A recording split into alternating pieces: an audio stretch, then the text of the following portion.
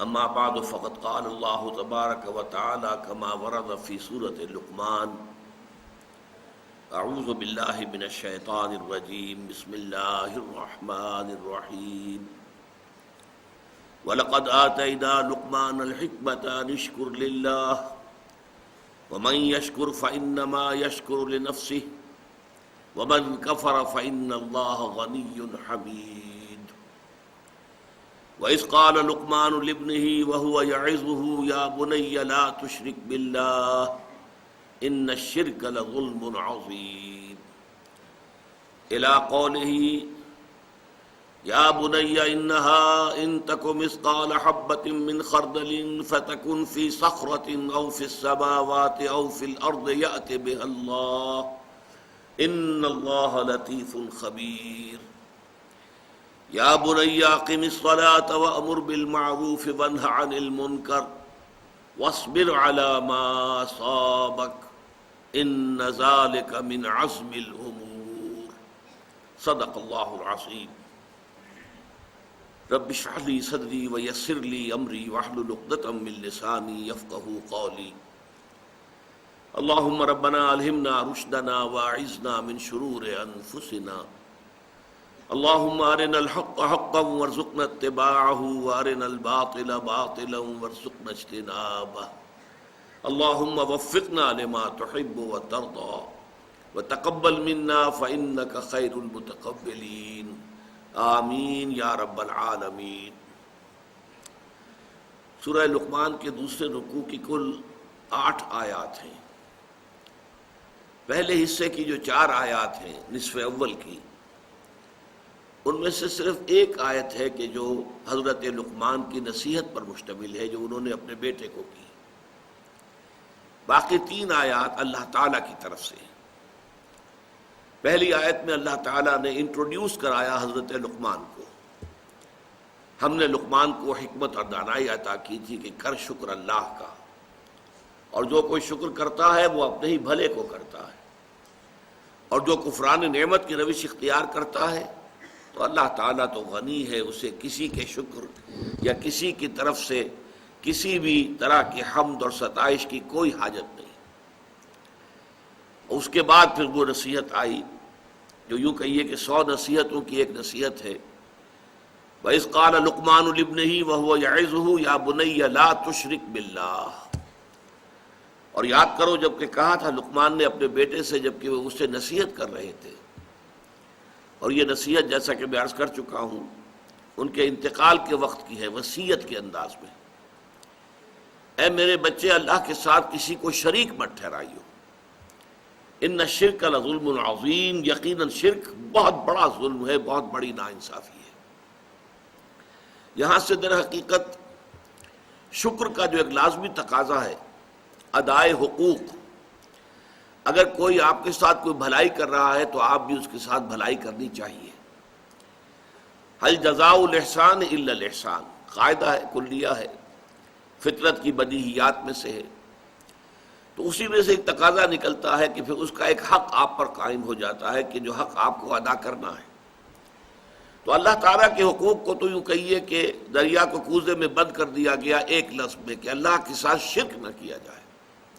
سارے حقوق اس میں آ گئے، ہاتھی کے پاؤں میں سب کے پاؤں۔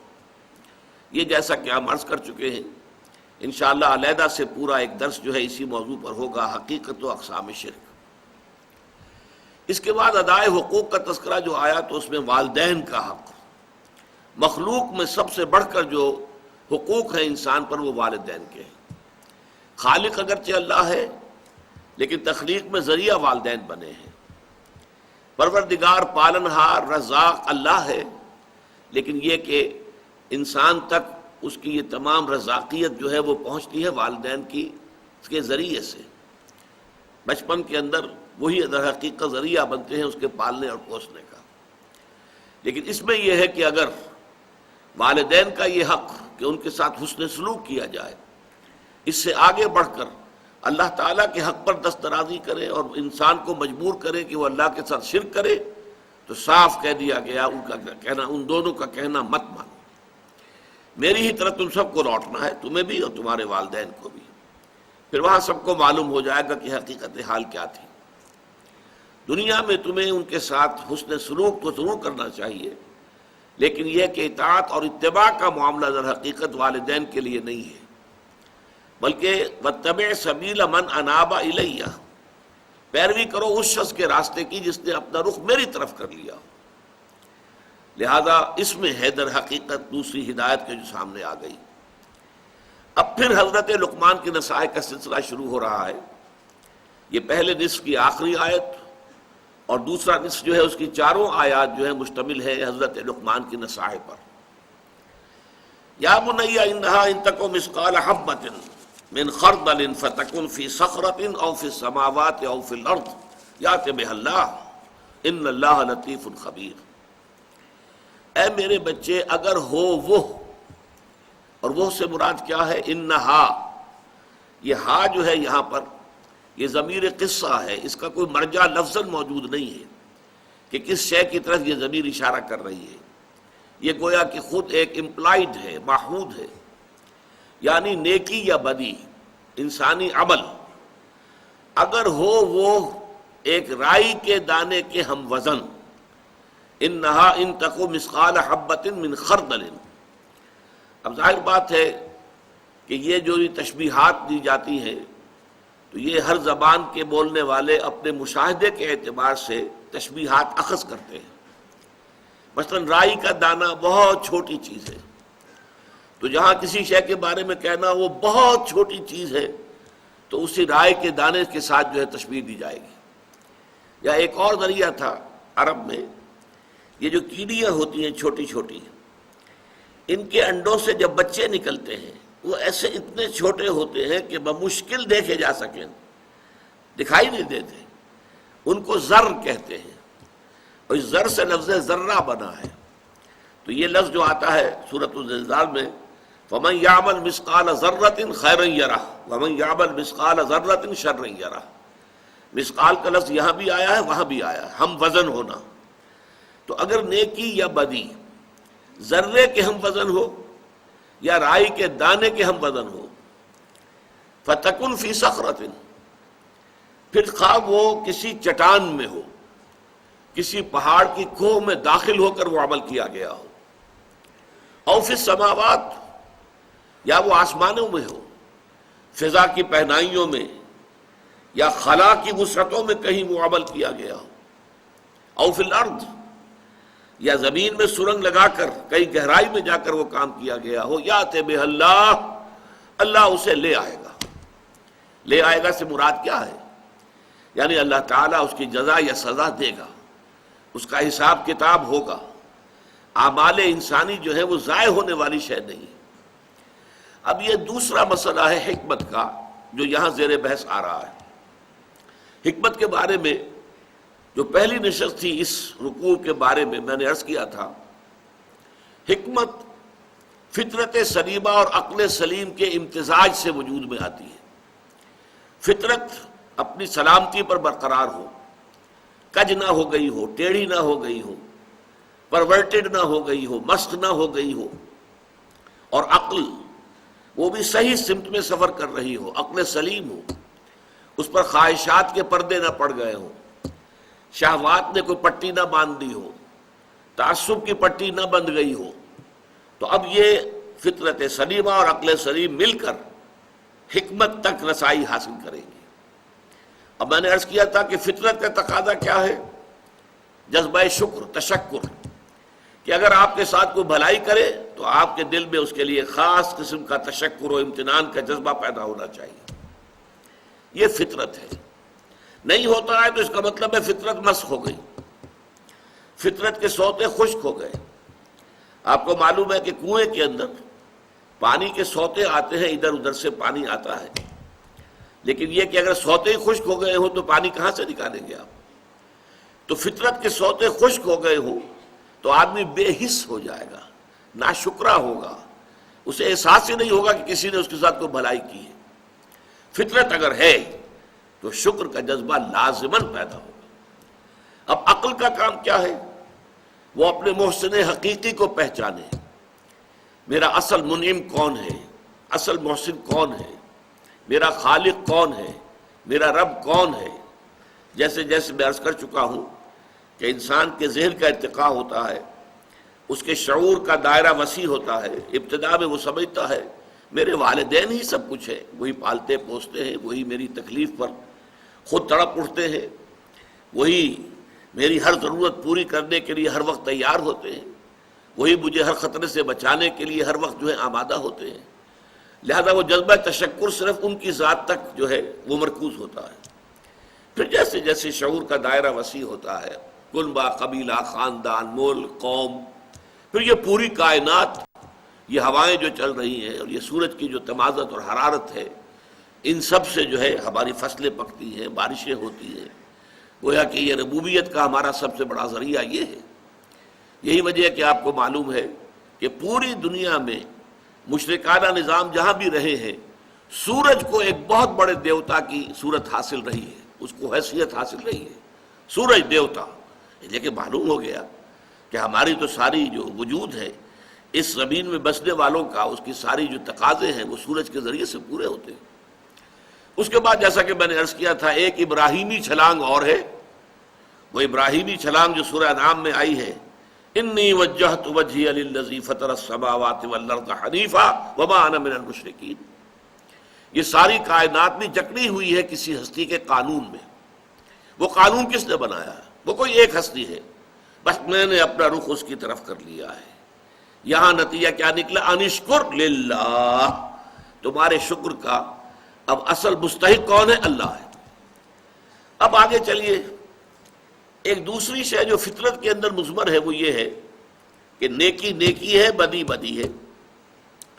جیسا کہ میں نے اس وقت عرض کیا تھا، بدیہیات فطرت جنہیں ہم کہتے ہیں، جو چیزیں بالکل از خود روشن ہیں، از خود واضح ہیں۔ آفتاب آمد، دلیل آفتاب، سورج طلوع ہو گیا، اپنے وجود پر وہ خود دلیل ہے۔ اگر کوئی انکار کرے نہیں سورج نہیں، ثابت کرو کہ سورج ہے، وہ ثابت کرنے میں شکوک پیدا ہو جائیں گے، اس کے اندر یقین پیدا نہیں ہو سکتا، وہ تو خود بخود ظاہر ہے کہ سورج موجود ہے۔ اسی طریقے سے جو بدیہیات فطرت ہیں، کہ جو بالکل سیلف ایویڈنٹ چیزیں ہیں، ان کو ثبوت درکار نہیں ہوتا۔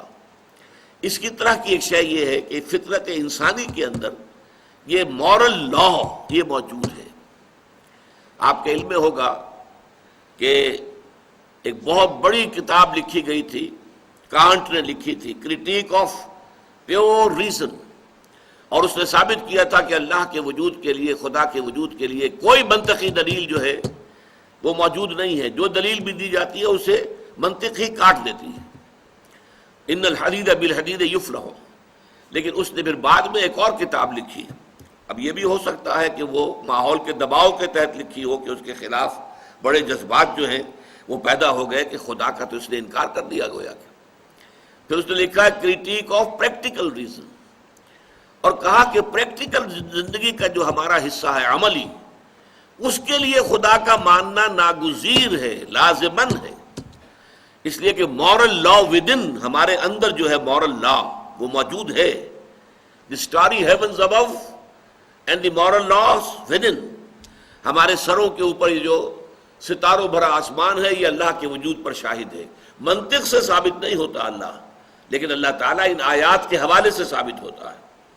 اور مورل لا ودن، یہ مورل لا کہ خیر خیر ہے، شر شر ہے، نیکی نیکی ہے، بدی بدی ہے، اچھائی اچھائی ہے، بھلائی بھلائی ہے، برائی برائی ہے۔ اس میں بھی اگر کوئی شخص ثابت کرنا مطالبہ کرے، ثابت کرو، ثابت کرو کہ سچ بولنا اچھا ہے، ثابت کرو کہ جھوٹ بولنا برا ہے، تو اس بحث کے اندر تو الجھ تو جائیں گے، بات حل نہیں ہوگی۔ اس لیے کہ یہ چیزیں ہیں فطرت کی بدیہیات میں سے۔ اپنے سر ذرا جھکاؤ، اپنے دل کو ٹٹولو، اپنے باطن میں جھانکو، اپنے من میں ڈوب کر پا جا سراغ زندگی، اور اس کے بعد تمہیں اگر معلوم ہو کہ واقعی بات صحیح ہے، خیر خیر ہے، شر شر ہے، نیکی نیکی ہے، بدی بدی ہے۔ آج کل تو آپ کو معلوم ہے کہ ایک مقولہ عام بھی ہے، nothing is good or bad, only thinking makes it so۔ یہ بہت بڑا گویا کہ اخلاق کے تمام نظام کو تلپٹ کر دینے والا قول ہے۔ نہ کوئی خیر خیر ہے، نہ کوئی شر شر ہے، یہ تو ہمارے سوچنے سے ہم نے سوچ لیا کہ یہ خیر ہے، اور ہم نے سوچ لیا کہ یہ شر ہے۔ گویا کہ یہ سب کچھ ہماری سوچ کا نتیجہ ہے، معاذ اللہ معاذ اللہ۔ یہ پورے نظام کو تلپٹ کر دینے والا، اخلاقیات کی جو ہے جڑیں کھود دینے والی بات ہے. لیکن یہ اس وقت عام طور پر لوگوں کی زبان پر یہ جملہ ہوتا ہے، nothing is good or bad, only thinking makes it so. نہیں، گڈ اور ایول، اچھائی اور برائی، یہ در حقیقت مستقل اقدار ہیں اور نفس انسانی کے اندر ودیعت شدہ موجود ہے. نفس انسانی کے اندر، صرف روح میں نہیں، یہ نوٹ کر لیجئے. اس لیے کہ قرآن مجید کی ایک عظیم سورت جو ہے والشمس وضحاها، اس کا مرکزی مضمون یہ ہے وَنَفْسٍ وَمَا سَوَّاهَا فَأَلْهَمَهَا فُجُورَهَا وَتَقْوَاهَا قَدْ أَفْلَحَ مَنْ زَكَّاهَا وَقَدْ خَابَ مَنْ دَسَّاهَا. یہ مرکز ہے اس کا، یہ عمود ہے.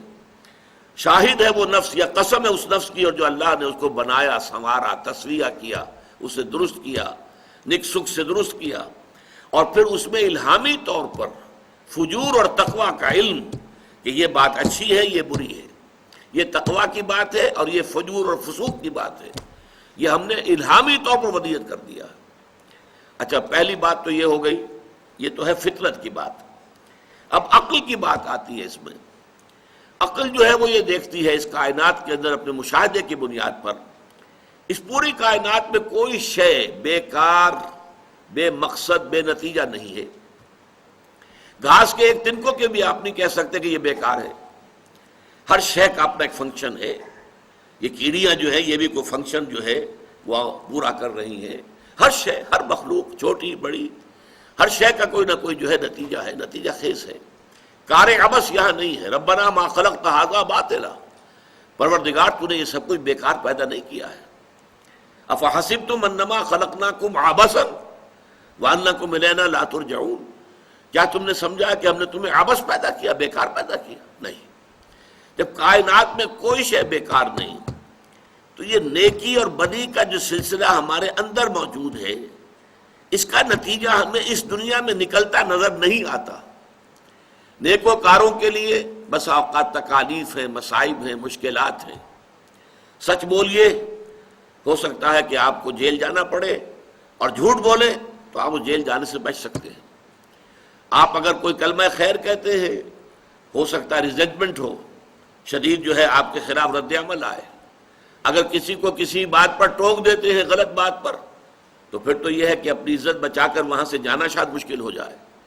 اور دنیا کے اندر جن کے کوئی اسکروپلز نہیں ہے، کوئی اصول نہیں ہے، کوئی اسکروپلز نہیں ہے، کوئی اصول نہیں ہے، بلکہ یہ کہ داؤ جو لگ جائے، جس وقت لگ جائے، جس طور سے لگ جائے، داؤ لگاؤ. حلال حرام، غلط صحیح، جائز ناجائز، اس سے کوئی بحث نہیں. وہ عیش کر رہے ہیں، دندناتے پھر رہے ہیں. ان کی آج کل عزت بھی ہے.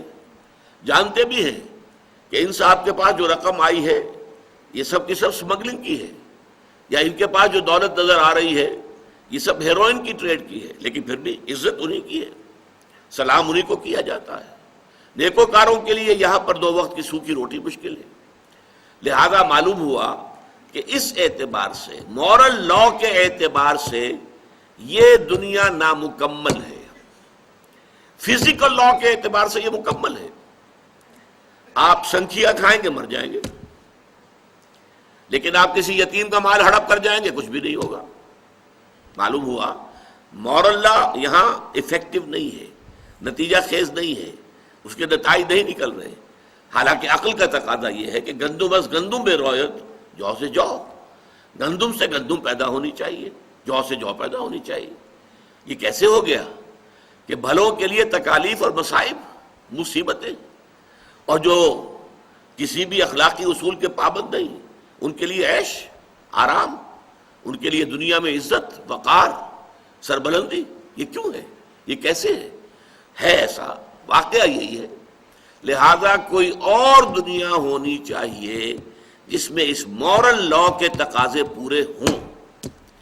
یہ ہے وہ سارا فطرت اور منطق کا اور عقل کا ارتباط جس سے معاد کا تصور ابھرتا ہے کہ یہ دنیا جو ہے فزیکل لاز کے اعتبار سے مکمل ہے، نتیجہ خیز ہے. فزیکل لاز، آپ انگارہ رکھیے اپنی زبان پر، زبان جل جائے گی. آپ نے جھوٹ بولا، جھوٹی قسم کھائی، زبان پہ چھالا تک نہیں نکلے گا. پھر وہی بات میں دہرا رہا ہوں، فزیکل لاز کے اعتبار سے دنیا مکمل، اس کے نتائج ظاہر ہو جاتے ہیں. لیکن مورل لاز کے اعتبار سے نامکمل.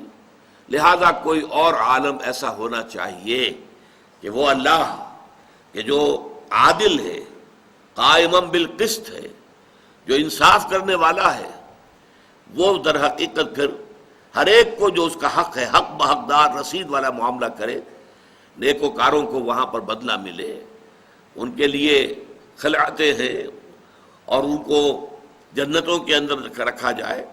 لیکن یہاں پر آپ دیکھیں گے، نوٹ کیجئے، چونکہ میں نے یہ بیان کیا تھا کہ حضرت لقمان نہ نبی تھے نہ نبی کے پیروکار تھے، لہذا یہاں پر معاد کا جو بنیادی فلسفہ ہے وہ تو آ گیا ہے، لیکن معاد کے ضمن میں بعث بعد الموت، حشر و نشر، حساب اعمال، پل صراط، جنت اور دوزخ، اس کا کوئی ذکر نہیں. اس لیے کہ یہ چیزیں وہ ہیں جو نبوت کے ذریعے معلوم ہوتی ہیں، یہ صرف عقل سے معلوم نہیں ہو سکتی. فطرت اور عقل دونوں کے امتزاج سے جو حکمت وجود میں آتی ہے وہ ادھر تو اشارے کر دیتی ہے کہ نہیں، انسانی اعمال ضائع ہونے والی شے نہیں ہے، لازماً نتیجہ نکلنا چاہیے، لازماً نکلنا چاہیے، لازماً نکلنا چاہیے، اور کوئی عمل خواہ کتنا ہی چھوٹے سے چھوٹا ہو ضائع نہیں ہوگا.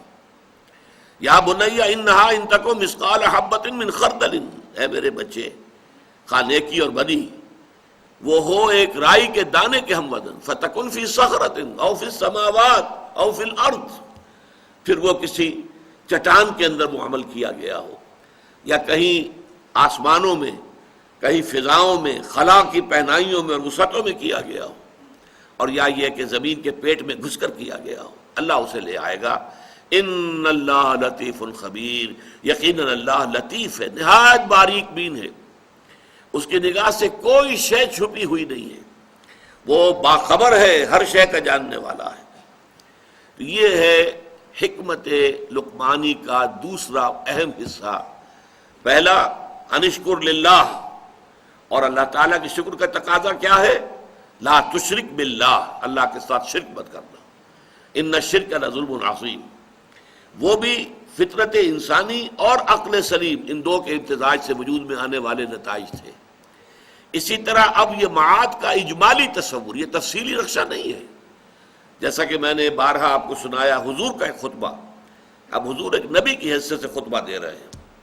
واللہ لتموتن کما تنامون ثم لتبعثن کما تستيقظون ثم لتحسبن بما تعملون ثم لتجزون بالاحسان احسانا وبالسوء سوءا وانها لجنة ابدا او لنار ابدا. خدا کی قسم تم سب پر موت طاری ہو جائے گی جیسے کہ روزانہ رات کو سو جاتے ہو، اور پھر تم سب ایک روز اٹھا لیے جاؤ گے جیسے کہ روزانہ صبح کو بیدار ہو جاتے ہو. پھر تمہارا حساب کیا جائے گا، محاسبہ ہوگا تمہارے اعمال کا جو کچھ کہ تم کر رہے ہو، اور اس کے بعد تمہیں بدلہ ملے گا. تجزون بالاحسان احسانا، بھلائی کا بھلا بدلہ ملے گا، وبالسوء سوء، اور برائی کا برا بدلہ ملے گا. اور وہ بھلا بدلہ کیا ہے؟ وَإِنَّهَا لَجَنَّةٌ أَبَدًا، وہ جنت ہے ہمیشہ ہمیش کے لیے، او لَنَارٌ أَبَدًا، یا پھر جہنم ہے ہمیشہ ہمیش کے لیے. یہ تفاصیل جو ہیں یہ در حقیقت وحی کے ذریعے سے معلوم ہوتی ہے. یہ وحی کے ذریعے سے محمد الرسول اللہ صلی اللہ علیہ وسلم کے علم میں آئیں، اور محمد الرسول اللہ صلی اللہ علیہ وسلم نے لوگوں کو آگاہ کیا. محض حکمت کی بنیاد پر یہ تفاصیل علم میں نہیں آ سکتی، لیکن ایک بات موٹی جو اس کا اصل لب لباب ہے کہ انسانی اعمال ضائع ہونے والی شے نہیں ہے، ان کے نتائج نکل کر رہیں گے، اور چھوٹے سے چھوٹا عمل بھی ضائع نہیں ہوگا، خواہ وہ نیکی کا ہو خواہ بدی کا. وَمَن يَعْمَلْ مِثْقَالَ ذَرَّةٍ خَيْرًا يَرَهُ وَمَن يَعْمَلْ مِثْقَالَ ذَرَّةٍ شَرًّا يَرَهُ. اب آگے چلیے، یہ تو گویا کہ بحث ہو گئی سورہ والعصر میں جو ایمان کی بحث تھی. والعصر ان الانسان لفی خسر الا الذین آمنوا. اب ایمان میں یہاں ایمان باللہ اور توحید اس کا معاملہ آ گیا، ایمان بالمعاد اس کا تذکرہ ہو گیا، ایمان بالملائکہ، ایمان بالکتب، ایمان بالرسل اور انبیاء، اس کا یہاں تذکرہ نہیں ہوگا، اس لیے کہ یہ نبی ہے ہی نہیں، بلکہ یہ تو ایک حکیم انسان ہے، دانا انسان ہے، اپنی فطرت سلیمہ کی رہنمائی میں عقل سلیم سے کام لے کر ان بنیادی حقائق تک پہنچے. لہذا اب اس کے بعد آ رہا ہے وَعَمِلُوا الصَّالِحَاتِ، عمل صالح کے ضمن میں یہاں ایک بات تو ابھی اسی آیت کے اندر اگلی جو ہے آ رہی ہے، اس کے بعد دو باتیں جو ہیں اگلی دو آیات میں آئیں گی۔ یا بنی اقیم الصلاۃ، اے میرے بچے نماز کو قائم رکھیو۔ اب یہاں نوٹ کر لیجئے کہ نماز سے مراد وہ نماز تو نہیں ہو سکتی کہ جو میں اور آپ پڑھتے ہیں۔ یہ نماز جو ہے یہ تو ہم نے محمد الرسول اللہ صلی اللہ علیہ وسلم سے سیکھی ہے۔ آپ سے پہلے حضرت موسیٰ علیہ السلام کی شریعت میں نماز کی کیا شکل تھی ہمیں پورے طور پر معلوم بھی نہیں ہے۔ ظاہر بات ہے یہ نہیں تھی کہ جو ہمیں عطا ہوئی ہے۔ صلو کما رأیتمونی اصلی، لوگوں نماز پڑھا کرو جیسا کہ مجھے دیکھتے ہو میں نماز پڑھتا ہوں۔ تو ہمارے لیے تو نماز یہ 5 نمازیں ہیں، یا کوئی اور اگر نفلی نمازیں پڑھنا چاہیں تو 2 یا 3 اور ہیں۔ لیکن یہ کہ صلاۃ کا اصل مفہوم کیا ہوگا یہاں پر، اس میں ہمیں لغت کی طرف جانا پڑے گا۔ صلاۃ لغت کے اعتبار سے 2 بنیادی مفہوم میں پر حاوی ہے یہ لفظ۔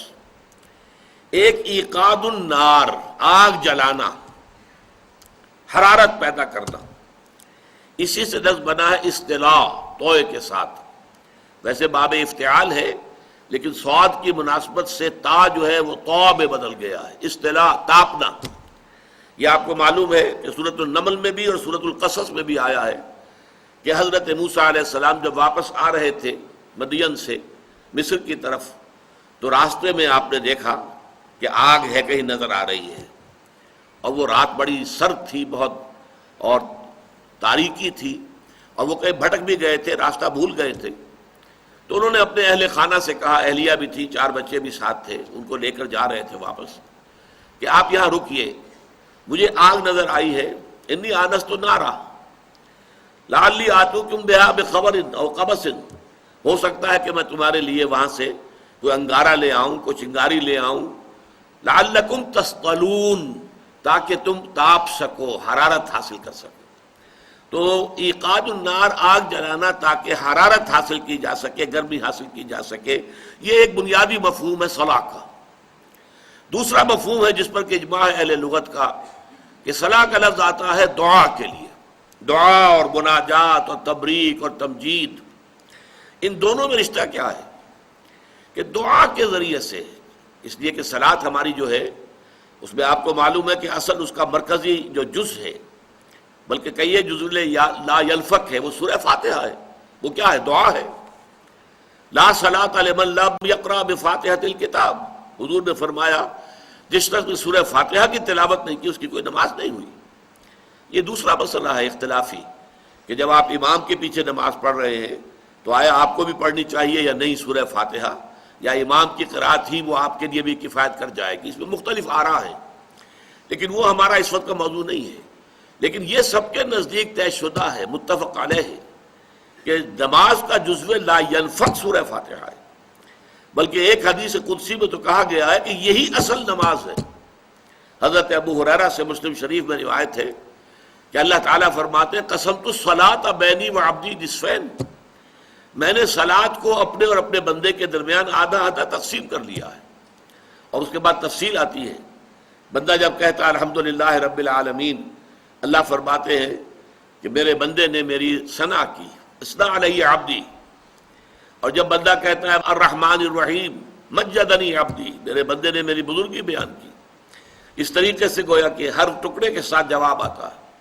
اور لیکن یہ کہ آخری حصہ جو ہے اہدنا الصراط المستقیم صراط الذین انعمت علیہم غیر المغضوب علیہم ولا الضالین، اللہ فرماتا ھذا لعبدی ولعبدی ما سأل، یہ میرے بندے کا حصہ ہے اور میں نے اپنے بندے کو دیا جو اس نے مانگا۔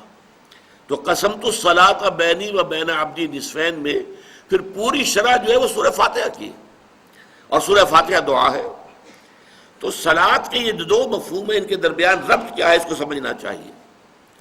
در حقیقت انسان کی روح اور ذات باری تعالی، ان کے مابین ایک ربط اور تعلق قائم رہنا چاہیے، غیر مرئی نظر نہیں آتا، لیکن یہ روح انسانی چونکہ اللہ تعالیٰ ہی کی طرف سے ودیت کی گئی ہے، بلکہ اسے اللہ نے اپنی ذات کی طرف نسبت دی ہے۔ یہ سلونک عن الروح قل الروح من امر ربی، تو ہر روح کا تعلق ذات باری تعالیٰ کے ساتھ ہے، جس کے لیے کہ میں سادہ سی ایک تشبیہ دیا کرتا ہوں، جیسے کہ سورج اور اس کی کرنیں، کروڑ حابیل چلی آئی ہے کرن، زمین تک پہنچ گئی، لیکن سورج سے اس کا رشتہ نہیں ٹوٹتا، سورج سے تعلق برقرار ہے، چاہے یہاں آ گئی ہے کروڑوں میل سفر کر کے۔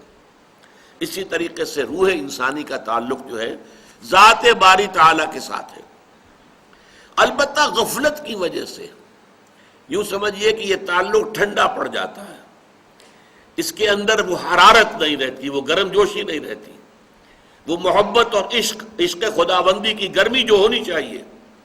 شاد باد ہے عشق خوش سودائے ماں، اے طبیب جملہ علت ہائے ماں۔ یہ مولانا روم فرما رہے ہیں کہ میرے تو تمام بیماریوں کا جو اصل طبیب ہے، معالج ہے، وہ عشق خداوندی، اللہ کی محبت۔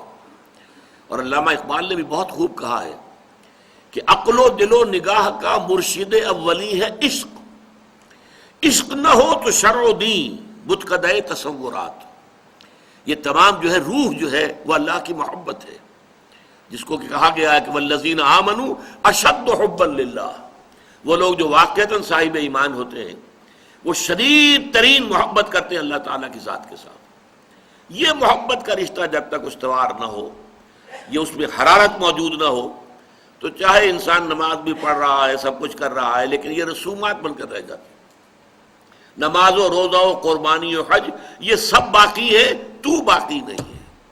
اندر سے وہ شے نکل گئی، عشق کی تیغ جگردار اڑا لی کس نے؟ یہ اندر سے جب وہ عشق کی تیغ نکل گئی تو جیسا کہ کہا اقبال ہی نے کہ شوق اگر تیرا نہ ہو میری نماز کا امام، میرا قیام بھی حجاب میرا سجود بھی حجاب۔ ہو تو رہی ہے اٹھک بیٹھک، مشقت ہو رہی ہے، لیکن وہ شوق، وہ محبت، وہ اللہ تعالیٰ کی ذات کے ساتھ انس وہ اگر نہیں ہے تو ٹھیک ہے، ثواب تو ملے گا۔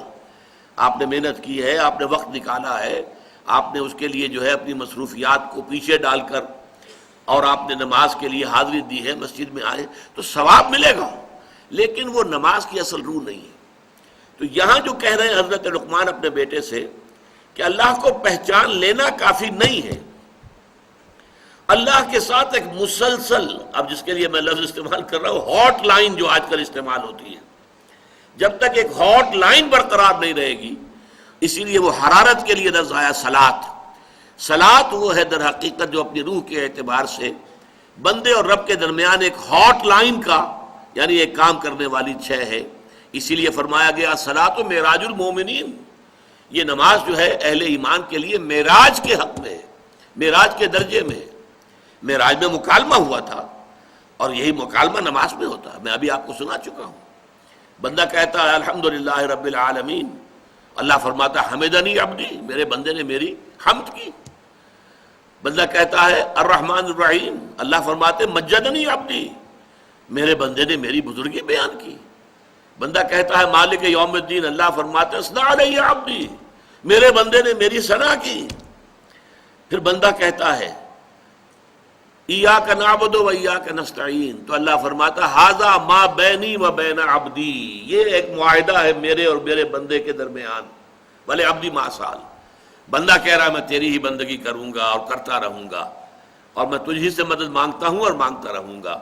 اللہ فرماتا ہے یہ میرے اور اس کے درمیان اب عہد ہے، ھذا ما بینی و بین عبدی، یہ میرے اور میرے بندے کے مابین ایک عہد ہے، قول و قرار ہے، ایک معاہدہ ہے، ایک میثاق ہے، بھلے عبدی ما سال، اور میں اپنے بندے کو دوں گا، اور یا میں نے دیا اپنے بندے کو جو کچھ کہ اس نے مانگا ہے۔ تو یہ مکالمہ چل رہا ہے، افلاک سے آتا ہے نالوں کا جواب آخر، کرتے ہیں خطاب آخر، اٹھتے ہیں حجاب آخر۔ یہ انسان بسا اوقات نماز میں، اور خاص طور پر تنہائی کی نماز باجماعت میں یہ کیفیت بہت کم جو ہے انسان کو حاصل ہو سکتی ہے۔ نماز باجماعت کے کچھ اور ہیں کہ جو مصلحتیں ہیں، اس کے فوائد ہیں، وہ ایک نظم پیدا کرنا اور ایک معاشرے کے اندر ایک خاص رنگ پیدا کر دینا، ایک خاص ثقافت کو لے آنا، بروئے کار لے آنا، یہ در حقیقت اس کے خارجی اور اجتماعی جو ہے وہ مفادات اور مصلحتیں ہیں، بہت زیادہ غالب ہیں اس کے اوپر۔ اس میں جو ہے وہ داخلی رابطہ جو ہے انسان کا وہ اتنا نہیں ہو سکتا، اس لیے کہ کسی وقت آپ کا جی چاہ رہا ہے کہ ابھی آپ تسبیحیں اور کہیں رکوع کے اندر، امام کہتا ہے سمع اللہ لمن حمدہ، اور آپ کو سر اٹھانا پڑے گا، اب چاہے وہ آپ کی طبیعت کر رہی تھی، آپ سجدے بھی اندر سر رکھ کر آپ کی طبیعت چاہ رہی ہے کہ ابھی طویل ہو سجدہ، میں نے اپنے رب کے قدموں میں اپنا سر رکھ دیا ہے تو میرا یہ سجدہ طویل ہو جائے، لیکن وہ تو حکم ہوگا امام کا اللہ اکبر اور آپ کو سر اٹھانا ہوگا۔ تو وہاں ڈسپلن، نظم، اجتماعیت، تنظیم، معاشرے کی ایک ثقافت، ایک خاص رنگ، یہ اس کی برکات اجتماعی جو ہیں وہ زیادہ پیش نظر ہیں باجماعت نماز میں اور فرض نماز میں۔ یہ جو چیزیں جو میں گنوا رہا ہوں یہ نفلی نمازوں میں ہوتی ہیں، انفرادی، انسان اکیلا ہو، تنہا ہو اور کوئی اس کے آگے پیچھے موجود نہ ہو، دائیں بائیں موجود نہ ہو، کوئی دیکھنے والا نہ ہو، اس وقت جو ہوتا ہے براہ راست اللہ تعالیٰ کے ساتھ۔ اسی لیے ضمن میں تہجد کی نماز جو ہے اصل اہمیت اس کی ہے کہ اس وقت انسان جو ہے، انسان کے اور اللہ کے درمیان پھر کوئی چیز وہ جو ہے حائل نہیں ہے، کوئی درمیان میں جو ہے حارج نہیں ہے، بلکہ یہ کہ براہ راست جیسا کہ سورہ مزمل میں فرمایا ان ناشئۃ اللیل ہی اشد وطئا واقوم قیلا، جو بات کہی جاتی ہے وہ سیدھی جاتی ہے، سیدھا کلام جاتا ہے۔ تو یا بنی اقم الصلاۃ وامر بالمعروف وانہی عن المنکر، اس میں ایک نقطہ اور سمجھ لیجئے کہ ایک ہے لفظ مسلین، قرآن مجید میں یہ صرف ایک جگہ پر مقام مدح میں آیا ہے، لیکن اکثر جگہوں پر جو ہے یہ ذم میں آتا ہے۔ فویل للمصلین الذین هم عن صلاتهم ساہون، تو ہلاکت اور بربادی اور تباہی ہے ان نمازیوں کے لیے کہ جو اپنی نمازوں سے غافل ہیں۔ اب یہ غفلت دونوں طرح کی ہے، ایک تو یہ کہ آپ اس کی پابندی نہیں کر رہے، آپ بر وقت ادا نہیں کر رہے، آپ کی زندگی کا وہ در حقیقت دھرا نہیں بنا ہے کہ اسی کے گرد زندگی گھوم رہی ہو، نماز باجماعت کا ادا نہیں کر رہے۔ ایک یہ کہ نماز پڑھتے ہوئے آپ اس سے غافل ہیں، نماز پڑھ رہے ہیں لیکن دل جو ہے کہیں اور ہے، ذہن میں کچھ اور حساب کتاب چل رہا ہے، کوئی اور چیزیں ہیں، کوئی اور خیالات ہیں جن کا تاتا پتا ہوا ہے۔ تو فویل للمصلین الذین هم عن صلاتهم ساہون، لیکن یہ جو اقامت الصلاۃ ہے، اقیم الصلاۃ، نماز قائم کرو، یہ در حقیقت اس سے بہت زیادہ اس کے اندر بلاغت ہے، بہت مفہوم اس کے اندر، یہ پورا نظام اس کا قائم رکھو۔ یہ گویا کہ ہماری زندگی کی اور اس وقت واقعتاً جو لوگ نماز کا کسی درجے میں بھی حق ادا کرتے ہیں، ان کا پورا جو 24 گھنٹے کا نظام ہے وہ نمازوں کے حوالے سے ان کے سارا جو نظم الاوقات ہے وہ بنتا ہے۔ کسی کو وقت دینا ہے ملاقات کے لیے تو فلاں نماز کے بعد، کہیں جانا ہے تو فلاں نماز کے بعد، اس لیے کہ ایسا نہ ہو کہ وہ نماز جو ہے باجماعت اس میں کوئی خلل واقع ہو جائے۔ لیکن یہ ہوتا ہے کب؟ جبکہ اس کی پوری پابندی کی جا رہی ہے۔ تو یہ ہے اقامت الصلاۃ، نماز قائم کرنا۔ امام راغب نے ایک روایت نقل کی ہے لیکن حوالہ نہیں دیا ہے، ان المصلین کثیر والمقیمین لہا قلیل، نماز پڑھنے والے تو بڑی تعداد میں ہیں لیکن نماز کو قائم رکھنے والے، قائم کرنے والے بہت کم تعداد میں ہیں۔ تو نماز پڑھنا اور ہے اور نماز کا قائم رکھنا اور ہے۔ تو یا بنی اقم الصلاۃ وامر بالمعروف وانہی عن المنکر، نیکی کا حکم دو، بدی سے روکو۔ اب یہ امر بالمعروف اور نہی عن المنکر ایک نئی اصطلاح ہے جس سے کہ ہم اس وقت جو ہے متعارف ہو رہے ہیں۔ سورۃ العصر میں کیا آیا تھا؟ وَتَوَاصَوْا بِالْحَقِّ، إِلَّا الَّذِينَ آمَنُوا وَعَمِلُوا الصَّالِحَاتِ کے بعد وَتَوَاصَوْا بِالْحَقِّ، وہ حق کی باہم ایک دوسرے کو وصیت کریں، تاکید کریں، حق کا بول بالا کریں، حق کی پرچار کریں، حق کو عام کریں، حق کو پھیلائیں۔ یہاں اس کے لیے اب ایک اصطلاح آ گئی ہے اور اس لیے میں عرض کر رہا ہوں یہ قرآن مجید کی اہم اصطلاحات میں سے، اس لیے کہ یہ لفظ جو ہے قرآن مجید میں 10 مرتبہ جوڑے کی شکل میں آیا۔ یہ جوڑا ہے، امر بالمعروف نہی عن المنکر، یہ دونوں ساتھ جڑے ہوئے۔ اس لیے کہ ہمارے ہاں بعض لوگ ایسے بھی ہیں کہ جنہیں ایک خیال ہو گیا ہے، غلط یہ لاحق ہو گیا ہے کہ لوگوں پر خام خواہ ان کے غلط کاموں پر تنقید کرنے کا، ٹوکنے کا کوئی فائدہ نہیں ہے، اس سے وہ آپ سے متنفر ہو جائیں گے، پھر وہ آپ کی بات بھی نہیں سنیں گے۔ اس سے بہتر یہ کہ بس بھلائی کی تلقین کرتے رہو، کرتے رہو، کرتے رہو، کرتے رہو، بھلائی کی طرف آئیں گے تو خود بخود برائیاں چھٹ جائیں گی، ختم ہو جائیں گی۔ لیکن یہ فلسفہ بنیادی طور پر حکمت خداوندی کے خلاف ہے۔ اگر ایسا ہی ہوتا تو قرآن مجید میں 10 مرتبہ یہ اصطلاح جوڑے کی شکل میں نہ آتی، 10 مرتبہ۔ اس لیے میں زور دے کر کہہ رہا ہوں کہ اس کو اچھی طرح سمجھیے کہ یہ اصطلاح ہے، نیکی کا حکم دینا، بدی سے روکنا۔ اب یہاں بھی وہ فطرت کی بات آ جائے گی تیسرے درجے میں۔ یہاں نیکی کا لفظ نہیں آیا، معروف کا لفظ آیا ہے۔ معروف کسے کہتے ہیں؟ فطرت کے نزدیک پہچانی ہوئی شے، فطرت جسے پہچانتی ہے کہ یہ اچھی ہے۔ معرفت کے معنی پہچان ہے، فطرت کے اندر جو ہے یہ معرفت اور یہ پہچان، یہ ودیعت شدہ ہے۔ فطرت سرٹیفائی کرتی ہے کہ ہاں یہ کام اچھا ہے، اور فطرت جو ہے وہ فیصلہ کرتی ہے کہ نہیں یہ برا ہے، اس سے اباح کرتی ہے فطرت۔ برائی سے فطرت انسانی جو ہے اگر وہ اپنی صحت پر برقرار ہے، پھر میں عرض کروں گا جو ہے بار بار دہراتا ہوں، فطرت مسخ بھی ہو جاتی ہے۔ غلط کام کرتے کرتے کرتے کرتے کرتے فطرت مسخ ہو جاتی ہے، روح مر جاتی ہے۔ جیسے کہ حضور نے فرمایا مثال دے کر کہ اگر ایک شخص کوئی برا کام کرتا ہے تو اس کے دل کے اوپر ایک سیاہ داغ پڑ جاتا ہے۔ اب اگر وہ توبہ کرتا ہے تو داغ دھل جائے گا، لیکن نہیں کرتا، پھر کرتا ہے برا کام، پھر ایک داغ اور پڑ جائے گا، پھر کرتا ہے پھر داغ، پھر کرتا ہے پھر داغ، ہوتے ہوتے پورا دل سیاہ ہو جاتا ہے۔ اور پھر آپ نے اپنی مٹھی بند کر کے یوں دکھایا، پھر دل اس طرح بند ہو جاتا ہے، یعنی اب اس میں کوئی خیر داخل نہیں ہو سکتا۔